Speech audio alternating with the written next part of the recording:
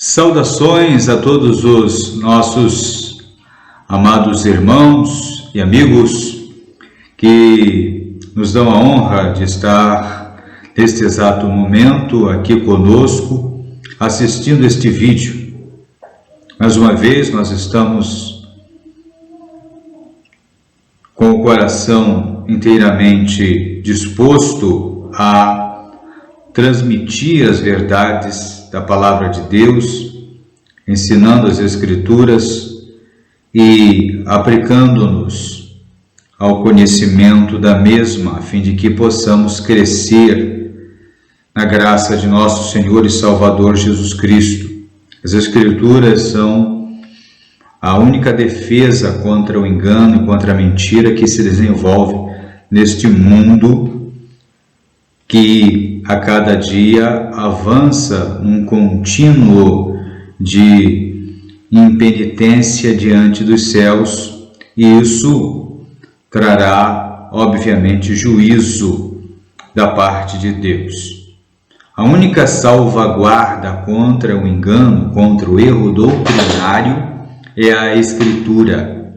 Toda a Escritura é divinamente inspirada e proveitosa para instruir o indivíduo na justiça do reino de Deus. Portanto, sábio é aquele que aproveita o seu tempo, que em sua vida diária tem momentos de meditação das Escrituras. A própria neurociência tem estudado as ondas cerebrais dos indivíduos quando estes leem a Bíblia, e constataram que quando o indivíduo está lendo a Bíblia, existem áreas do cérebro que estão ativadas de uma forma bastante significativa, o que tem realmente chamado a atenção dos cientistas.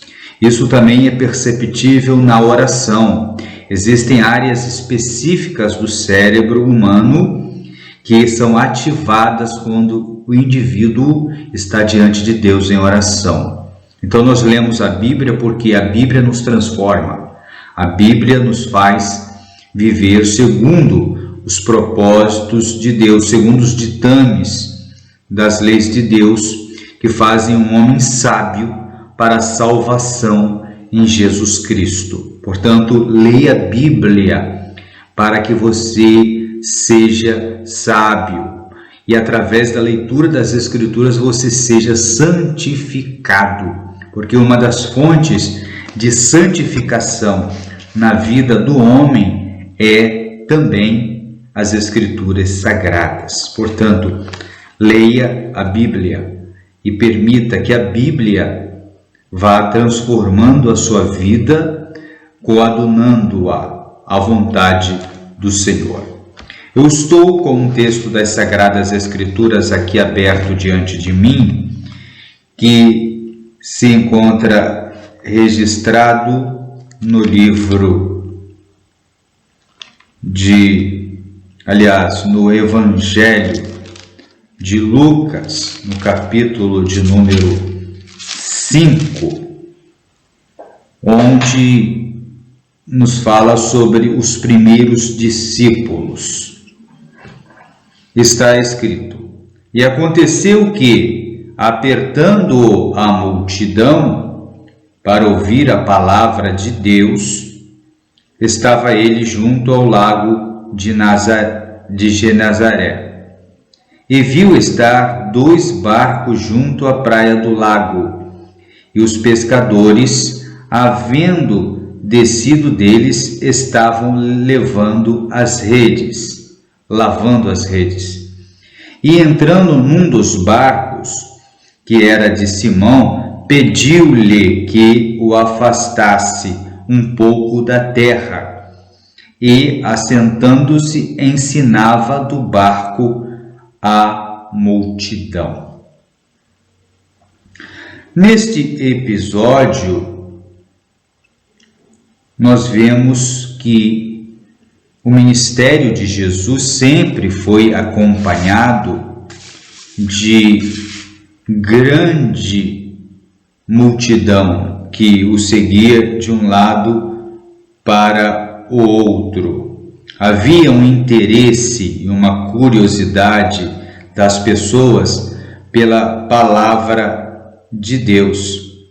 Jesus ensinava com autoridade e sabedoria, e isso atraía as pessoas. E além do ensino de Jesus, também haviam várias manifestações miraculosas do poder de Deus.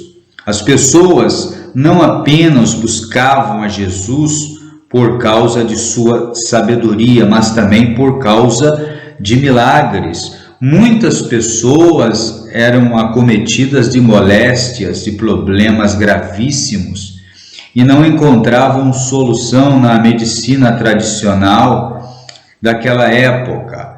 Portanto, quando ouviram falar de Jesus e que Jesus havia feito vários milagres, a fama de Jesus correu por toda parte e as multidões vinham de todas as regiões circunvizinhas para ouvir a mensagem de Jesus e traziam consigo muitas pessoas doentes, problemáticas, endemoninhadas, que precisavam de uma ação divina sobre as suas vidas. Os milagres de Deus eram feitos pelo poder do Espírito Santo, que atuava ali sempre de forma poderosa na vida de Cristo Jesus. Então, Jesus veio para isso. Ele veio para curar os enfermos e expulsar os demônios, libertar os oprimidos, libertar aqueles que estavam aprisionados por Satanás há muito tempo.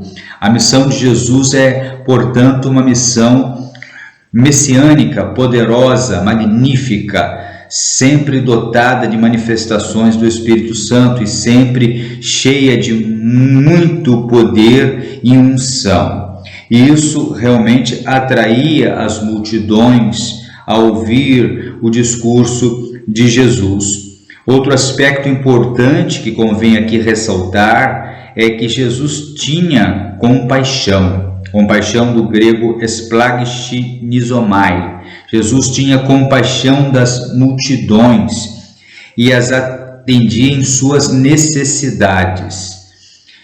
Mas também Jesus, ele se dedicava à oração, ele se retirava para lugares desertos e ali orava para se fortalecer. Lucas registra isso no capítulo 5, do versículo 15 ao 16. Jesus realizava milagres no poder do Espírito Santo, mas havia momentos que Jesus se retirava para lugares desertos e ali orava a Deus, a fim de que ele pudesse novamente ser robustecido em poder, porque como homem ele precisava ter contato contínuo com Deus. Jesus era 100% Deus e 100% homem, mas ele ali havia se esvaziado, a kenosis, conforme nos fala lá no livro, a carta, quer dizer, de Filipenses, no capítulo 2, no versículo 5, ali nos fala sobre o auto-esvaziamento voluntário de Jesus. Então Jesus, como homem, ele precisava ser robustecido com poder, ele precisava abastecer-se do poder de Deus, encher-se do poder do Espírito Santo. Para tanto ele orava e jejuava. E essa prática também deve ser contínua na vida dos santos. Aqueles que exercem o ministério precisam orar. Aqueles que oram pelos enfermos precisam orar. Aqueles que expulsam demônios precisam orar, precisam de poder para vencer os poderes das trevas. A palavra grega para multidão é óklos, que significa uma grande e numerosa multidão de gente que geralmente anda sem ordem ou disciplina. Então, essas pessoas, elas se amontoavam ali e se acotovelavam para ver a Jesus. elas não tinham ordem nem disciplina, estavam ali sedentas, ávidas por um milagre. Elas careciam de um milagre, elas precisavam de um milagre. Nós podemos perceber isso e nós podemos criar imagens em nossa mente sobre isso, vendo como que se dava aquele mover das multidões. Eu imagino que Jesus era apertado de todos os lados. E nessa ocasião, Jesus ele então entra na água e ele usa o barco como púlpito. Ele usa a água para reverberar a sua voz, porque a água é um grande amplificador. Então ele usou a água para amplificar o som. Naquela época não havia aparelhos de som, não havia nenhum tipo de acústica como nós temos hoje. Então ele usou a acústica própria da natureza. Nós vemos que muitas vezes ele se retirava para os montes e outras vezes ele estava ali na planície, próximo ao Mar da Galileia. Ele estava ali anunciando e ele usava o que tinha na época para transmitir o Evangelho. Você também tem que usar o que você tem. Se você não tem um grande aparato tecnológico, faça o que você tem em mãos, mas continue apregoando o Evangelho, anunciando a verdade de Deus, a fim de que muitas pessoas se convertam a Cristo de fato. Então, Jesus ele tinha compaixão dessas multidões, porque Jesus veio para salvar os perdidos e os oprimidos que estavam nas garras de Satanás, conforme declara o profeta Isaías. E essas pessoas formavam a maior parte da multidão que seguia Jesus. Pobres, necessitados, carentes, pessoas rejeitadas pela sociedade, pessoas tratadas com vilipêndio pelo poder público da época. Como em nossos dias, existem muitas pessoas desta forma, e Jesus continua amando-as e recebendo-as, e Jesus continua curando e libertando-as, porque este é o propósito do Evangelho. Portanto, esta é a minha palavra para você nesta noite. Receba a palavra de Deus, receba Jesus, receba o amor de Deus e a graça salvífica em seu coração. Que Deus te abençoe. Eu quero orar por você. Senhor Jesus, eu te apresento este irmão, esta irmã, que como aquela multidão se encontra, Senhor, completamente confusa, que tem buscado uma solução, Senhor, não encontrado na medicina tradicional. Mas em Jesus nós sabemos que há vitória e que há graça abundante a ser oferecida. Portanto, que estas vidas sejam alcançadas por Ti, Senhor. Em nome de Jesus nós ministramos sobre a vida desse irmão, dessa irmã, nesta noite. E nós, em nome de Jesus, decretamos a vitória de cada um. Que o amor de Deus, a graça de nosso Senhor e Salvador Jesus Cristo sejam com todos os que amam e aguardam a vinda do Senhor. E todos possam dizer altissonantemente amém. Que Deus te abençoe em Cristo e até a próxima ministração. Louvado seja o nome de Jesus.